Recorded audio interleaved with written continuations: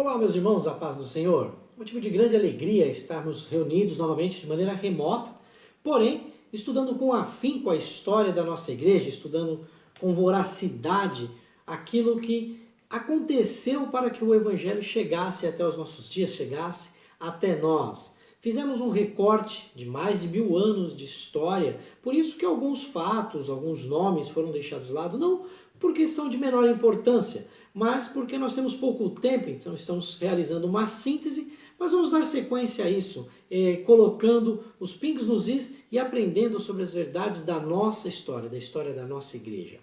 Vamos lá!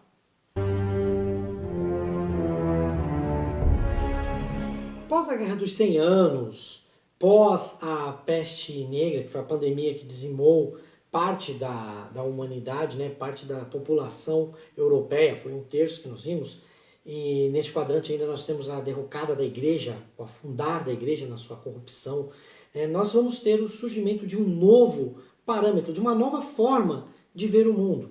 Nós vamos ter o surgimento do renascimento. Olha a rima aí que eu criei para poder estabelecer esse pormenor aí, né? Bom, o que vem a ser o renascimento? Vamos tentar puxar um contexto histórico aí. O renascimento, a palavra, o termo, significa você nascer novamente, trazer novamente, tal, partindo de um princípio de trazer algo que já foi interpolado lá atrás, que já foi falado lá atrás, que já foi manifesto em outro momento.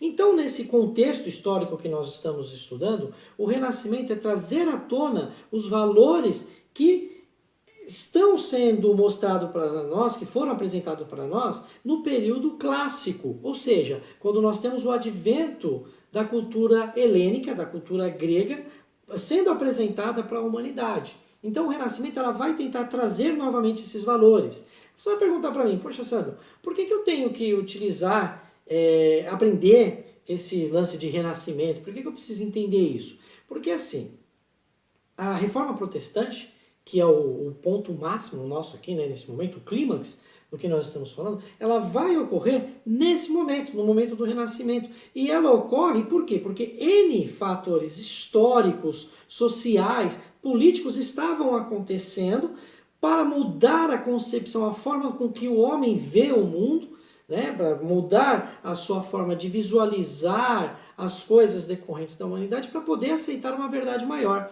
Isso me leva a refletir que o advento da Reforma Protestante ela vai acontecer também na plenitude dos tempos, de acordo com o que aconteceu lá atrás com o surgimento da igreja mediante o advento de Cristo na Terra. Lembra na primeira aula que eu falei com vocês, nós conversamos e chegamos à conclusão de que Cristo realmente veio na plenitude dos tempos? Por quê? Foram vários fatores históricos, sociais e políticos que aplanaram o terreno para que Cristo viesse à Terra e suas ideias fossem propagadas, que a igreja viesse a surgir, o evangelho fosse levado a toda criatura até então. Aí, se você for prestar atenção, olha que coisa interessante. Com o decorrer da história, o paralelo que nós temos da história da igreja com a história humana, né, com a história do ser humano, vai sendo assim bem parelho as duas, né? E aí o que acontece? Nós temos um momento da época medieval, que é o momento das trevas, nós chamamos de época das trevas. E o que acontece com a igreja nesse momento das trevas? A igreja, ela acaba afundando também, nós já vimos isso, a igreja se corrompeu. Então olha só que interessante, como a humanidade precisava renascer, a igreja também precisava renascer. Eu costumo até dizer que nós não temos uma reforma protestante, nós temos um renascimento da igreja. Então, trocando em miúdos, o que é esse renascimento? O renascimento, então, é trazer à tona os valores que foram passados para nós, que nos foram apresentados num momento passado. E esses valores, eles vieram à tona de uma maneira assim surpreendente. Nós tivemos transformações fantásticas em vários campos da nossa história. Por exemplo, nós temos o renascimento na arte. Nós vamos ter o quarteto das tartarugas ninja. A arte vai ser transformada mediante as obras de Michelangelo, Rafael, Donatello, Leonardo. Nós teremos também aí a transformação do homem na ciência. Nós vamos ter Copérnico e Galileu Galilei trazendo uma nova concepção de universo, né? Nós vamos ter o universo heliocêntrico, né? Agora a Terra não é mais o centro, agora o que antigamente eles acreditavam na época medieval, que a Terra era o centro do universo e tudo girava em torno dela. Galileu Galilei e Copérnico, eles chegam com essa nova cosmovisão. Nós vamos ter Francis Bacon com o empirismo. O empirismo é um lance muito interessante porque é a supremacia da razão. Na Idade Média, você somente tinha fé. Olha que coisa interessante. A fé, ela que moldava o ser humano. Então, as pessoas não tinham acesso à cultura, não tinham acesso ao conhecimento. Quem tinha acesso a isso era o clero, né, a igreja, os bispos, os cardeais, o papa e alguns padres. E, em contrapartida, temos a nobreza, que alguns poucos assim que queriam ter acesso à cultura tinham esse direito. Já o restante, a burguesia, os burgos, esses aí, coitados, né? Os caras não tinham direito absolutamente a nada, não tinha essa concepção de estudar. O negócio deles era trabalhar para poder sustentar o feudo, sustentar o nobre, sustentar a igreja, né? Então eles acreditavam piamente em tudo que esses outros mais instruídos falavam. Então olha só que interessante, se a pessoa pegar e falava assim, olha, na época medieval, ó, o Sandro, ele é feio. Por que o Sandro é feio? Eles jogavam a culpa em quem? Ah, a culpa é de Deus, ou culpa do diabo, né? O Sandro é feio porque Deus quer ou porque o diabo quer. Ah, o Sandro está engordando. Ah, é porque Deus quer. Ele está engordando, não é porque ele está, é porque Deus quer que ele seja assim. Aí quando nós temos o advento do renascimento, as ciências, a razão começa a andar em igualdade com a fé, nós temos o questionário, o levantar científico para as causas, né, que vão reger a humanidade. Então o Sandro é feio? Por que o Sandro é feio? Opa, peraí, ele é feio porque talvez o pai dele fosse feio? Vamos fazer uma investigação científica? Talvez a combinação genética com a mãe do Sandro não deu muito certo e ele nasceu desse jeito. Ah, o Sandro está engordando. Por que ele está engordando? Ah, porque ele come demais. Existe uma causa para isso, existe uma causa pensante para se refletir sobre isso. Isso vem com quem? Com a ideia do empirismo, com a supremacia da razão. Nós vamos ter também a concepção de Isaac Newton, aquele camarada que vocês suspiram, né, quando estudam Isaac Newton no colégio, ele com as suas leis, aquela transformação maluca na física. Nós vamos ter também, gente, o renascimento na literatura. Nós vamos ter Dante Alighieri com a Divina Comédia, nós vamos ter Don Quixote de la Mancha com Miguel de Cervantes, a imensidão de escritos de William Shakespeare na Inglaterra, nós vamos ter em Portugal Camões contando a história do povo lusitano, e tudo isso vai colaborar, de certa forma, as grandes navegações, as descobertas marítimas, a descoberta do caminho das Índias, isso vai colaborar para quê, gente? Para que a cultura comece a florescer e a igreja comece agora, os seus membros comecem a refletir e perceber que precisa se ter uma mudança, que precisa sair daquela corrupção, a igreja precisa respirar, e aí nós vamos ter o quê? O renascimento religioso, nós vamos ter o advento da reforma protestante. A data de 31 de outubro de 1517 é uma data comemorativa da qual os protestantes, os luteranos, eles comemoram o dia da reforma, quando Martinho Lutero vai lá e coloca suas 95 teses na porta da igreja de Wittenberg, na Alemanha. Mas essa data, como eu disse para vocês, ela é comemorativa. Por quê? Um fato histórico, como nós já vimos aí no decorrer das aulas, ele não acontece de repente. Pá, pronto, aconteceu agora, nós temos esse evento. Ele vem vindo. O fato histórico ele vai tendo uma decorrência e chega num ponto clímax, que ali é onde se estabelece como marca, mas ele vem acontecendo. E assim também se deu com a reforma. Nós precisamos entender o que acontecia na igreja, o que acontecia na Europa no final do século XIV, para poder compreender o como se deu essa rebeldia, essa revolução que Lutero causa dentro da igreja. Então, como é que funcionava, gente? Lembra que eu falei que nós temos o advento do renascimento? A igreja também vai passar por isso. Ela começa a perceber que tudo está ficando muito legal, tudo ficando muito bonito, e aí a igreja começa a se preocupar em estabelecer um padrão de beleza para os seus templos, até mesmo para os seus sacerdotes, que estivesse de acordo com o que estava sendo propagado pelo Renascimento. Então, nós temos uma preocupação maior com o embelezamento do templo romano, né, para poder se adequar ao que estava acontecendo dentro do momento histórico e deixar o rebanho de lado, deixar o povo de lado.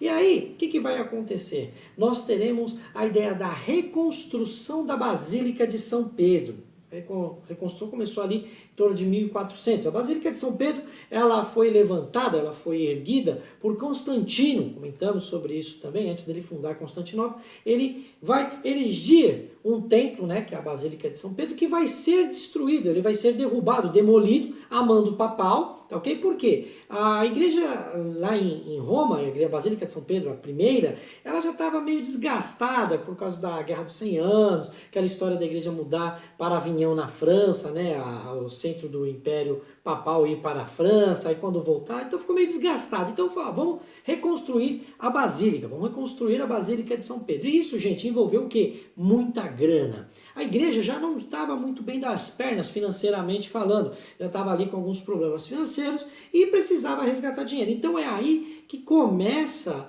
a venda descarada da indulgência.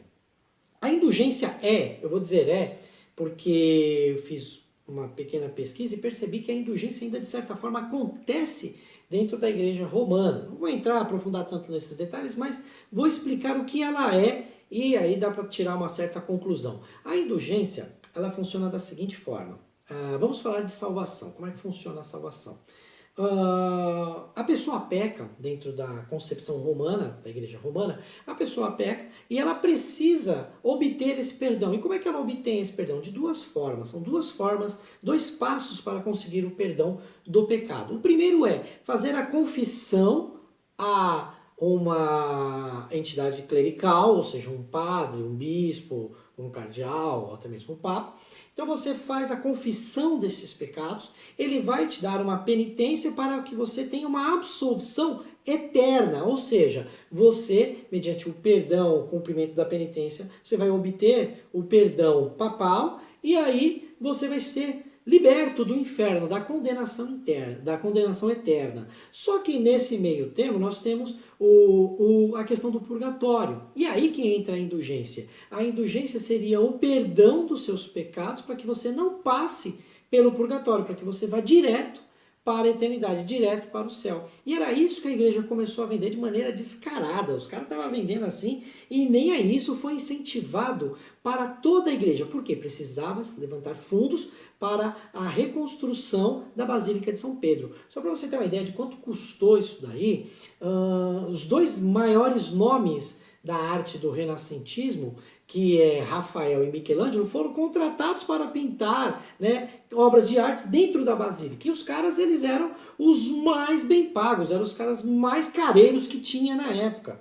Essa construção ela demorou 150 anos. Então a igreja, gente, começou a cobrar muita grana, muito imposto, muita indulgência, vendendo relíquias, virou uma bagunça assim em busca de grana. E aí o que vai acontecer? O povo começa a olhar com um certo pé atrás para a igreja. Fala, pô, os caras estão preocupados mais com o material, com os bens materiais, em construir igreja, em embelezar, do que se preocupar com a própria alma. Então, gente, nós vamos ter o quê? Reformadores, pessoas que vão começar a observar e falar, opa, peraí, isso não está de acordo com a Bíblia, eles estão passando, criando dogmas, criando pensamentos que estão se sobressaindo ao que nós temos como escritura, o que nós temos como certeza. E aí eles vão brigar e também vão acabar sofrendo e sendo abafados pela própria igreja.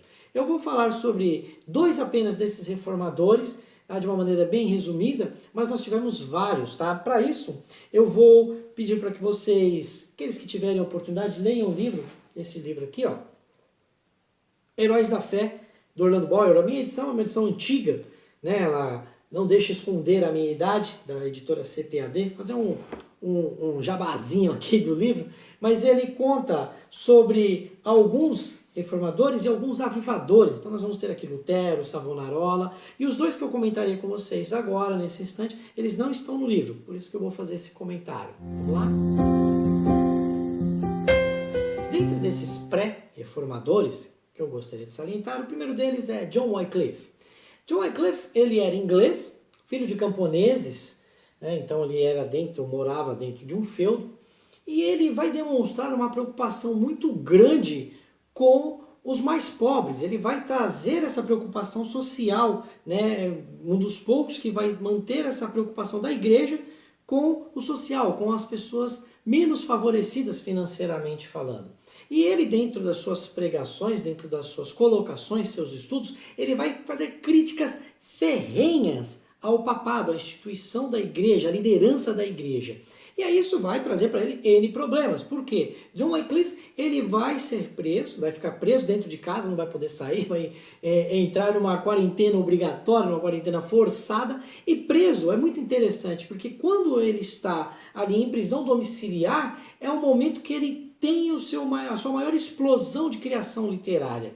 Dentro dessa criação, nós temos a tradução do Novo Testamento para a língua inglesa. Então, olha só que interessante. A Bíblia, que até então era em hebraico, nas línguas originais, né, no hebraico, no grego, e traduzida para o latim, as missas, tudo era rezado em latim. Para você ter ideia, o Papa ele fazia a missa, né, a celebração, de costas para o povo. Ele não mantinha nem contato, não queria nem como se fosse uma escória, como se fosse uma escória. E o Wycliffe, ele traduz para a língua inglesa o Novo Testamento. Então agora o Novo Testamento estava acessível na língua do povo. E aí ele é condenado à morte, né? A igreja não tolera isso, ele é condenado à morte, e os seus discípulos dão continuidade à sua obra. Muito interessante, os discípulos de Wycliffe, eles contribuem e concluem a tradução da Bíblia, do Velho Testamento, deixando assim agora a Bíblia dentro da língua inglesa, ou seja, acessível ao povo. E os escritos de Wycliffe, eles vão influenciar um outro camarada, que é o John Huss. John Huss, ele é um pré-reformador também, ele nasceu e vivia na região da Bavária, onde hoje é a República Tcheca, né, a Bavária antigamente pertencia à Alemanha, e ele, dentro das suas colocações, ele também vai ser totalmente contra o Papa, totalmente contra as indulgências, e vai começar essa ideia da promulgação de que a salvação, ela é pela fé, de que a salvação não é conquistada pelo homem. Então olha só que interessante, o John Huss, ele vai ser condenado, a igreja não vai aceitar o seu posicionamento, ele vai ser chamado a uma espécie de inquérito, né? Ele vai sofrer uma inquisição, da qual pedem para que ele se retrate perante a igreja, e ele obviamente não vai aceitar, ele não faz isso, fala, não vou me retratar, não estou errado, e aí ele é condenado à morte, e tanto ele quanto seus escritos são condenados à fogueira, ele vai ser queimado vivo. E aí acontece um fato interessante, é um fato que é retratado na história, que John Huss, ele diz o seguinte, ele fala para aqueles seus inquisitores, para aqueles que iriam queimá-lo, ele diz, vocês podem matar, calar, silenciar este ganso, porque a palavra Huss no alemão significa ganso. Ele fala, vocês podem silenciar esse ganso, mas Deus vai enviar um cisne, do qual vocês não poderão calar. O interessante é que esse cisne vai aparecer aproximadamente 100 anos depois. Nós vamos ter Lutero surgindo. Por isso que o cisne, ele é um dos símbolos da reforma, né? Se você for até a Alemanha, tiver essa oportunidade de ir à Alemanha e visitar o museu de Martinho Lutero, no segundo andar você vai ter uma galeria com quadros de N reformadores, e no meio daquele salão, né, você vai ter um cisne dentro de uma cúpula. E às vezes você pergunta, por que desse cisne? É porque Lutero foi o cisne que foi profetizado por John Huss. Isso segundo a história.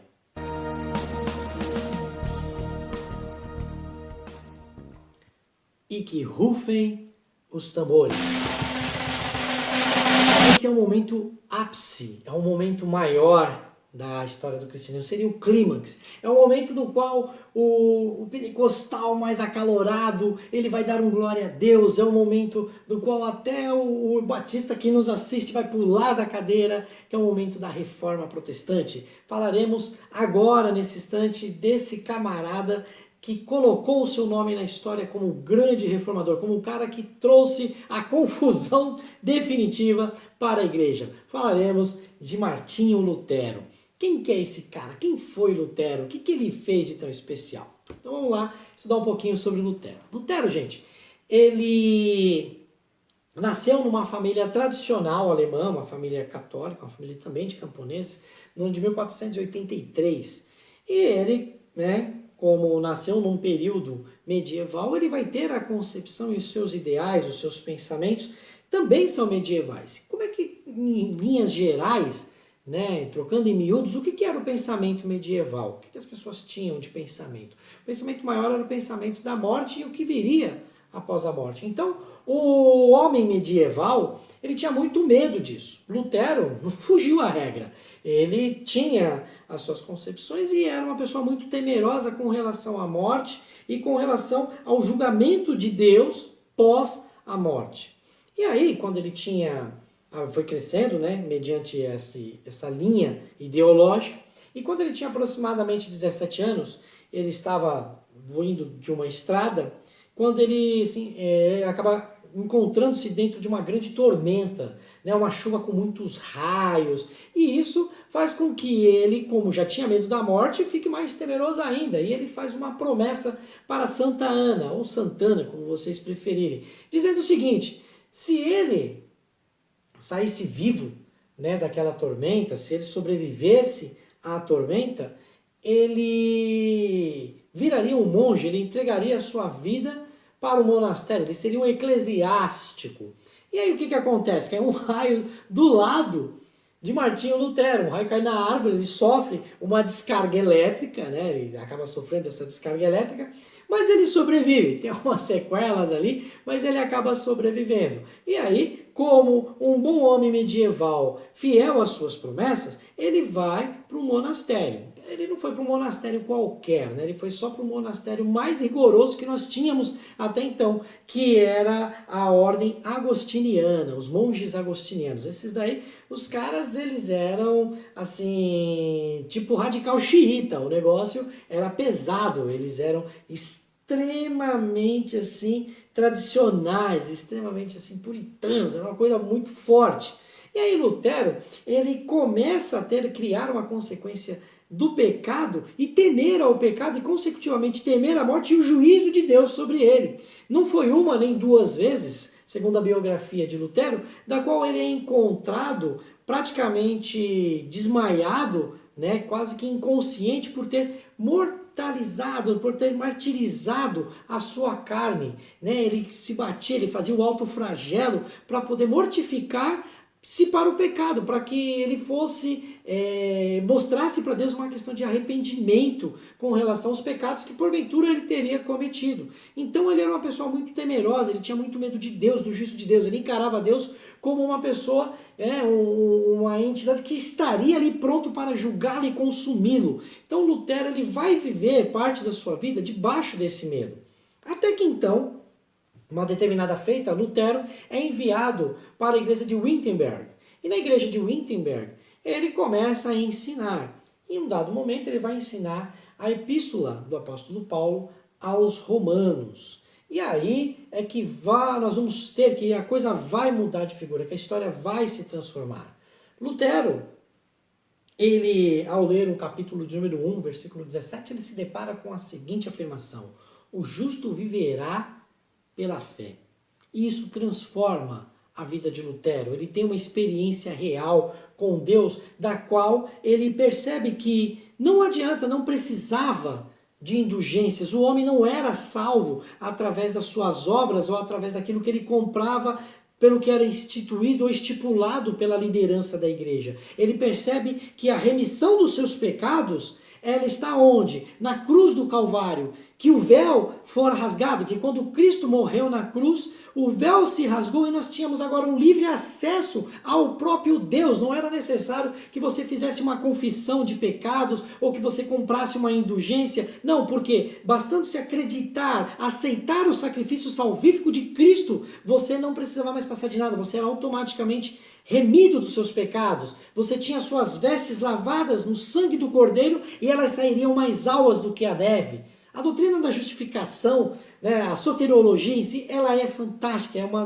dos estudos que eu acho mais lindos que nós temos dentro da teologia sistemática. É muito, muito lindo mesmo perceber que Cristo morreu na cruz do Calvário. E Lutero percebeu isso, que Cristo morreu por ele também. E que ele não tinha necessidade, aliás, que a humanidade não tinha a precisão nem a necessidade de se estabelecer ou se subjugar diante do cedro da Igreja Católica, do cedro do Papa, para poder se remir-se dos seus pecados. Isso é muito tremendo, isso é muito lindo.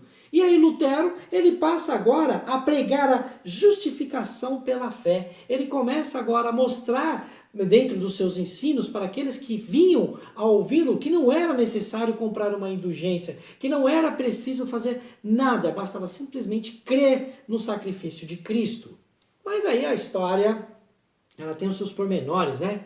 Vai surgir ali na região de Wittenberg, na Alemanha, um camarada chamado John Tetzel. Esse cidadão, ele foi ortogado pelo papado para poder ir até a Alemanha para continuar a venda das indulgências. E além de vender indulgências, de vender o perdão pelos pecados, porque era realmente uma venda, um comércio, ele vendia também umas relíquias sagradas. Então ele vinha lá com um pedaço da cruz de Cristo, ele vinha com um pedaço de pano e falava que era parte do sudário, né, que foi a mortalha que cobriu o Nosso Senhor. Né? Até engraçado, alguns professores, né, de história da igreja dizem que Jesus ele deveria ter o tamanho de uma baleia orca, assim, de tanto pedaço de pano que venderam como sudário, porque para cobrir tanto pano para cobrir Jesus era pano para chuchu, de tanto que eles venderam. E o povo, gente, lembra que eu comentei que o povo ele não tinha acesso à cultura, o povo estava ali e acreditava no que as pessoas falavam, aquele que era mais instruído manipulava. Né? A população, numa grande maioria, era uma espécie de massa de manobra. Então, quem tinha um pouquinho de mais conhecimento, né, resolvia ali e conseguia vender. E a igreja, ela estava precisando de dinheiro. Comentei já isso também. Estava tendo a reconstrução da basílica, estava super pesado, recolhendo imposto atrás de imposto para poder criar uma construção assim, uma megalópole. Né, que seria a cidade hoje que nós conhecemos como a cidade do Vaticano. Então o que ocorre, gente? Esse John Tetzel, ele chega em Wittenberg e começa a vender, começa a fazer as suas pregações inflamadas para que as pessoas viessem a comprar as tais das indulgências. É interessante você saber que dentro da pregação dele, ele chegava a cometer absurdos assim terríveis para estimular a venda da sua salvação, né? A venda da salvação do homem. Ele chegava a dizer que cada moedinha que pingava dentro do cofre da igreja, nós tínhamos o quê? Uma alma sendo liberta do purgatório. Então as pessoas compravam a salvação do antepassado, a salvação do avô, da avó, do primo que morreu na batalha. Enfim, gente, era uma coisa desvairada. Isso foi ortogado pelo Papa Leão X. O Papa Leão X ele queria que isso acontecesse. Então ele ortogou. Esse John Tetzel era um cara muito inflamado e vendia as suas indulgências. E aí ele chega em Wittenberg e ele vai encontrar quem? Lutero, que já estava ali vacinado. Né? Lutero já estava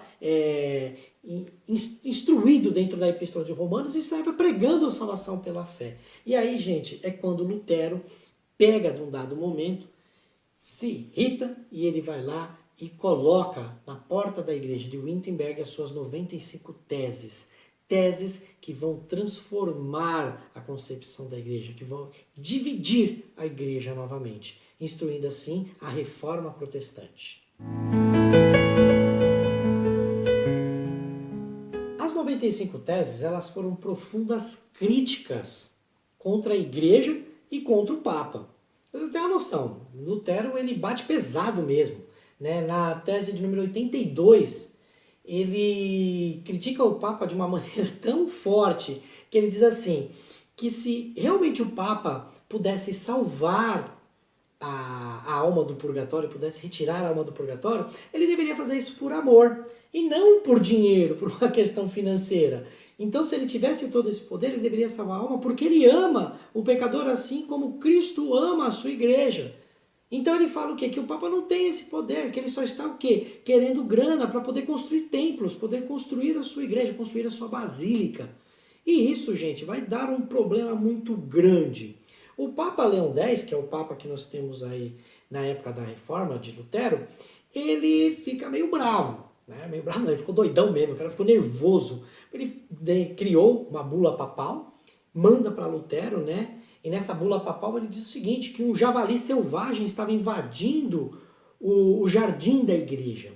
O Papa Leão X ele é um camarada interessante, porque ele escreve o seu nome na história no momento do qual ele passa a ser o último Papa a ver a Europa reunida dentro de uma só fé, que era a fé da Igreja Romana. Então foi na mão dele que houve a divisão. E ele também foi o último Papa a ser eleito mediante uma compra de títulos, né? O Papa Leão X, agora ele não era nem um sacerdote, ele chegou ao papado por essa questão de nepotismo e influência política. Então ele chega ao papado desta maneira. E ele vai ser o último desta forma, né? O último a ser eleito desse jeito. Então ele ficou muito nervoso com Lutero. E dentro dessa bula, que chamou Lutero de javali, etc., ele fala que Lutero teria apenas 60 dias para se retratar com a igreja. Por que faz isso, gente? Porque a igreja alemã, ela era uma forte fonte de renda para a igreja romana. Tá? Então, a Alemanha, a instituição alemã, ela era Império Sacro-Germânico, ela era uma fonte de renda, podemos dizer que aproximadamente um terço do rendimento bruto da igreja católica estava dentro da Alemanha. E perder a Alemanha era perder ali uma boa fatia do bolo. Então ele manda Lutero se retratar, porque ele não queria perder essa fonte, né, de dinheiro. E aí o que acontece? Além de mandar Lutero se retratar, ele manda que se queime a literatura que Lutero havia produzido. Tá ok? Então olha só, Lutero vê-se entre a cruz e a espada. Por quê? Lutero ele amava a igreja, ele não quis, sendo bem sincero, historicamente falando, né, Lutero ele não quis quebrar com a igreja.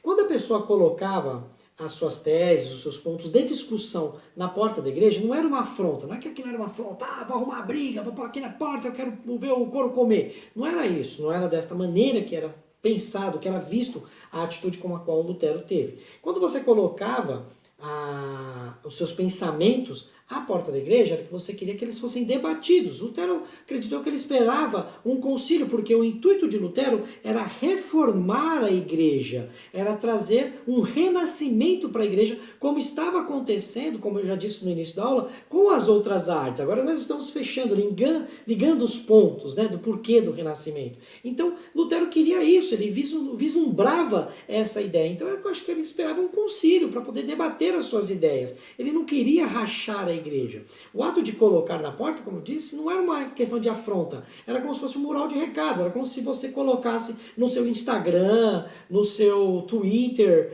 no seu Facebook, uma ideia e dali você gerasse todo um debate em torno daquilo que você pensou, daquilo que você refletiu, para chegar num senso comum. Era o que Lutero tentou fazer. A porta da igreja era como se fosse uma rede social para as pessoas lerem e debaterem a ideia. Só que o que acontece? Viralizou de uma maneira negativa as ideias de Lutero e o Papa ficou doido. O Papa não quis nem conversa, mandou que Lutero se retratasse. E aí manda essa bula para Lutero.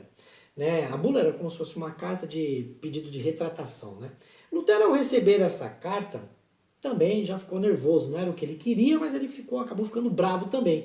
E aí o que Lutero faz? Ele vai e queima a tal bula papal em praça pública, com todo mundo vendo. E aí sim surge a afronta. Não contente em queimar a carta do Papa, Lutero vai lá e queima todos os seus livros de direito canônico, ou seja, todo o dogma da igreja é queimado por Lutero e ele institui que a salvação é pela fé, não mediante a obra de homens, que a salvação ela é dada gratuitamente, é um dom gratuito de Deus, a vida eterna foi dada na cruz do Calvário. E aí institui-se então o racha da igreja. É aí que é declarada a guerra e a igreja se divide. Teremos então agora a igreja protestante e a igreja romana. E daí, gente, nós teremos uma disputa armada, tá? Nós vamos ter outras reformas, né? Porque não foi apenas uma, nós temos outros reformistas que estão espalhados ali pelo continente europeu, mas tudo isso nós iremos tratar na nossa próxima aula, no próximo domingo. Até mais. Fiquem com Deus.